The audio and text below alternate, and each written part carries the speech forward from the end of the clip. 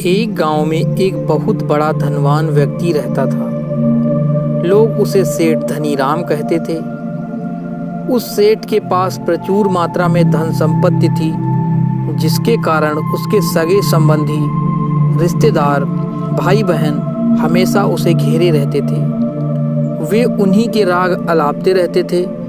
सेठ भी उन सभी लोगों की मदद करता था।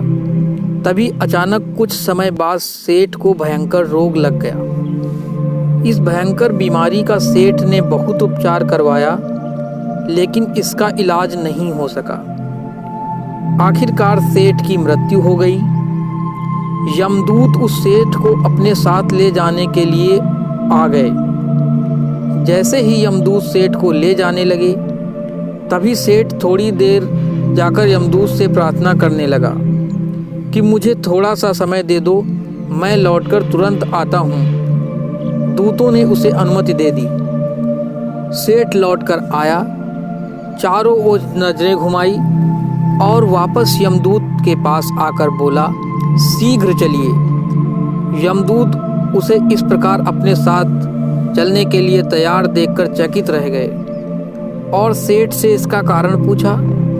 सेठ ने निराशा भरे स्वरों में कहा, मैंने हेरा फेरी करके अपार धन एकत्रित किया था, लोगों को खूब खिलाया पिलाया और उनकी बहुत मदद भी की। सोचा था कि वो मेरे साथ कभी नहीं छोड़ेंगे। अब जब मैं इस दुनिया को सदा के लिए छोड़कर जा रहा हूँ, तो वे सब बदल गए हैं और मेरे लिए दुखी होने के बजाय ये अभी से मेरी संपत्ति को बांटने की योजना बनाने लगे हैं। किसी को मेरे लिए जरा सा भी अफसोस नहीं है।